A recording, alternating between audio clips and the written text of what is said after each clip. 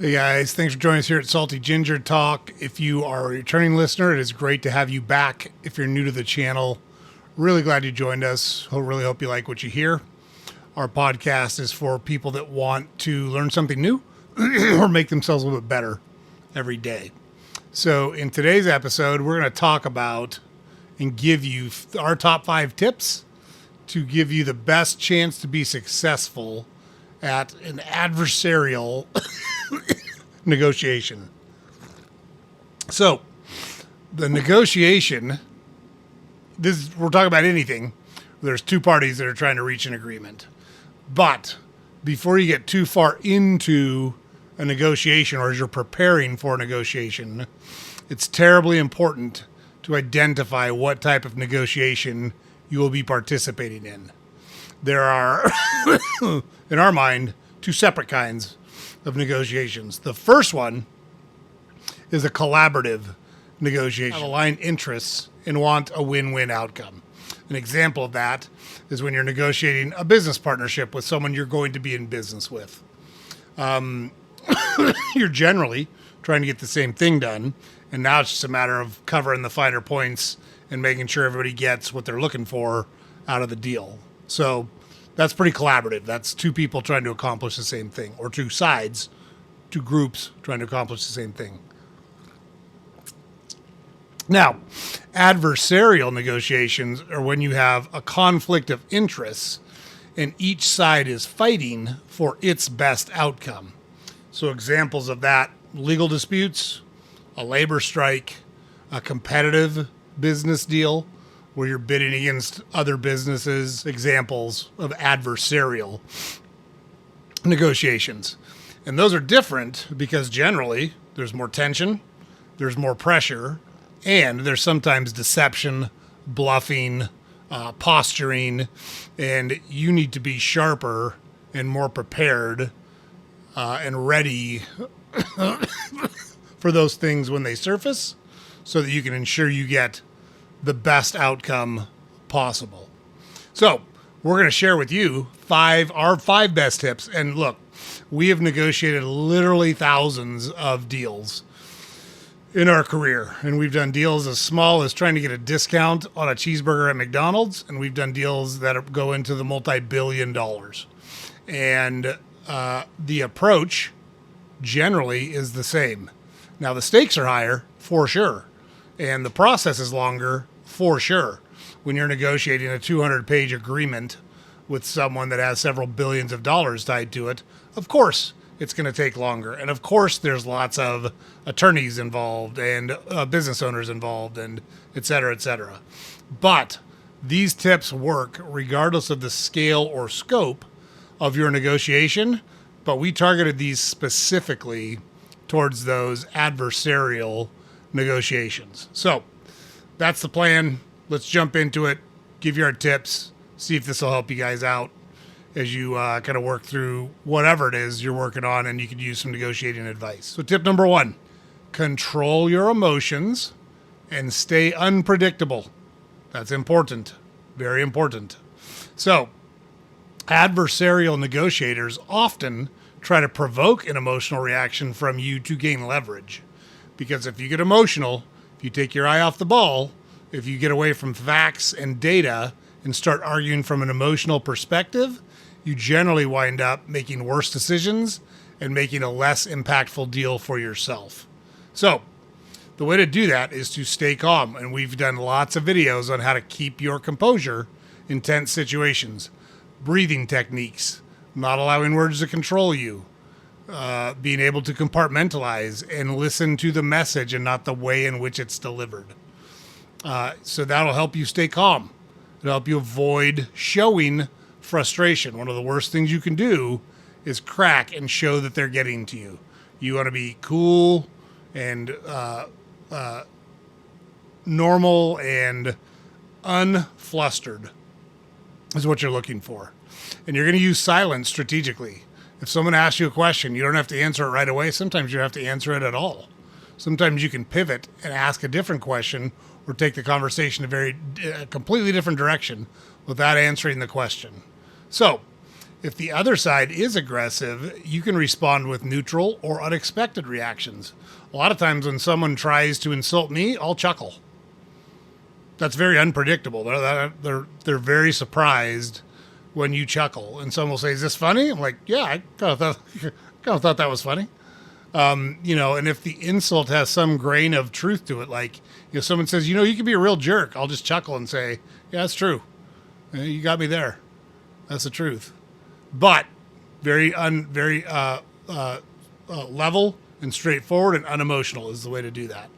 So, another example, if the other side says, "This is a ridiculous offer and you're wasting my time," you can just pause, take a breath, and say, "Hey, look, I appreciate your perspective. I'm not trying to waste your time. Let's focus on the numbers." That keeps it calm. It moves it away from the personal insult they just hurled at you, or the the poke they just tried to take at you to get you off of your game and try to get what they want out of you. So they may try to escalate it further. Just don't engage in that. I tell people a lot, it's like hitting in baseball. If you're going to swing at a pitch down the middle. Don't swing at pitches in the dirt. They're way harder to hit. Can you hit them? Sure, every once in a while. But it's a lot easier to hit a fastball down the middle than a curveball that bounces a foot in front of the plate. So don't swing at it. Don't react to those things when they come up. And you need to be mentally prepared for them to come up. You need to be ready for them to happen. So I coached a kids hockey team one time, and we needed to win this game. We were going up into a small town up in northern New Hampshire. And every time you went there, you got home jobbed by the refs. And we knew it was going to happen. And so we knew going into that game that if the game was close, the refs were going to start making phantom penalty calls against us to try to give the other team an advantage to get back in the game. And sure as hell, we practiced it all week. We told the kids, we told the coaches, I told the coaches, nobody reacts. We do nothing. We accept the penalty. We kill it off. We win the game. We stay focused on the goal. And sure enough, in the third period, we were up, I think, 3-1. And here come the calls. We played the last period down at least one man for 6 minutes. It's a 12-minute period. So we played over half of it down at least one man. And we wound up winning that game 4-1 because they pulled their goalie and we scored an empty net goal. But we were prepared for it. And I told the kids as they were starting to get frustrated, we talked about this. Go to the box. Let's kill the penalty. We talked about this. Go to the box. Let's kill the penalty. And we got done what we needed to get done up there because we were ready for it. So you got to prepare for those scenarios when you're doing an adversarial negotiation. Okay, so that's tip number 2. Before you engage in the negotiation, establish what's called your walk-away point. I won't spend more than this because I've done the math. I know what my business can support. I can't go higher than this, or I can't go lower than this, or I can't do this long in years, or I can't do shorter than this in years. Whatever it is, that's up to you. It's up to you to determine this is the line of death that I cannot cross. You need a firm threshold to avoid making emotional or unwise concessions for yourself or your business. So sometimes this is called the BANTA, best alternative to a negotiated agreement. So if it all falls apart, what's your fallback position? If you can't get it done within the parameters that you have to stay within, what is your BANTA, your best alternative to a negotiated agreement? And be prepared for that as you head into the conversation. You also need to define the deal breakers, the non-starters. These are things I cannot do. They may be cash up front. It may be long payment terms. It may be 1 week lead time instead of a 2 week lead time. Whatever it is, you've got to know what that is. So as an example, a supplier comes into your office and demands, you've taken the appointment, you know they're going to come in and talk about a price increase. They demand a 30% price increase. You've done the math and said, hey, I can't take any more than a 15% price increase, or it's going to kill my business to the point it's not worth me doing business with this supplier anymore. So if they hit you at that 30% price increase, you can be prepared to say something like, I understand your pricing concerns. 15% is the most I can go up. It's my ceiling. If we can't find a middle ground somewhere between 0 and 15, I'm going to have to explore other suppliers. I just want to be upfront with you about this. They may bluff. They may say, I can't. Everyone accepted it. You're the only one that hasn't. Blah, blah, blah. Maybe that's true. Doesn't matter if that's true. If your business can't support a 30% price increase, you got to be prepared to say no and punt. Maybe it is another supplier. Maybe it's cutting down on the number of SKUs you carry from that supplier and pivoting to a different supplier who can take some of that shelf space or more attractive retail to your customers. So very normal thing to do, very normal approach, but you have to be ready for it. You have to know what those limits are and stick to them. Know them before you start the negotiation. Stick to them as you move through the negotiation. Okay. Now, tip number 3, use strategic silence and pauses. And this one works like a charm. It works because people hate silence. They will do or say almost anything to fill that silence. They'll give you concessions. They'll give you additional information that you can use to further your negotiation or further your position in the negotiation. So you need to be ready to shut up for a while or say nothing for a while and let it just kind of hang out there. So how do we apply this? Well, when someone makes an unreasonable offer, demand, insults you, whatever the case may be, don't be in a rush to start speaking right away. If they make you an offer, don't say anything. Don't react. Don't twitch a facial muscle. Don't do anything. It makes them think, shit, what's this person thinking? And it gives you more leverage as you're going back and forth on price. So, another example. The other side says, if you don't agree to these terms today, we're walking away. And you can say, nothing.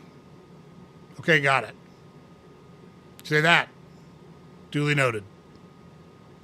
Right? I'm not afraid of your threat. You're not going to bully me. You're not going to push me into something. I heard what you just said. I acknowledge what you just said. Or you can say nothing. Pivot. So let's talk about pricing again. Like you don't have to respond just because they say something like that. If you leave the silence hanging out there, they may ask you, well, what do you think? You can respond or not respond. They may say, you know what? Maybe we're being a little too strong. I see that was a problem for you. Let's talk through it. But the silence and the pause is huge. Don't ever, I call it the uncomfortable silence. You need to be prepared as a negotiator to utilize the uncomfortable silence. And it's beautiful. People, if you just say nothing, people will keep talking. I'm telling you it works. It works, it works, it works. So you need to be prepared to use that in your toolkit because it is golden when it's necessary. Okay, tip number 4, reframe the conversation to your advantage. So when you're able to control the narrative, it helps shift the power dynamics. And this can be hard. It can be hard when someone's coming at you with something to pivot them off of it to something else, but it can be done. So when someone's coming at you with an extreme position, you want to try to reframe the discussion in a way that benefits you. Pivot it back to something where you've got the upper hand, where your side is the stronger side, or you have more leverage or power. And you want to use positive language to reposition that conversation as much as reasonable. So, like we talked about earlier, if you're the other side says, we need this deal finalized today or it's off the table. You can say something like, well, if speed or timeliness is a concern, then we should focus on the key points that matter to both of us rather than rushing through the details. Now, we've taken it off of this arbitrary deadline because those deadlines are almost always arbitrary. That's someone trying to put pressure on you to get a deal done now. But it refocuses the conversation away from that term that's being negotiated to other terms to be negotiated. They may try to reassert their demand. You can reassert your pivot. Yep, got it. I heard you.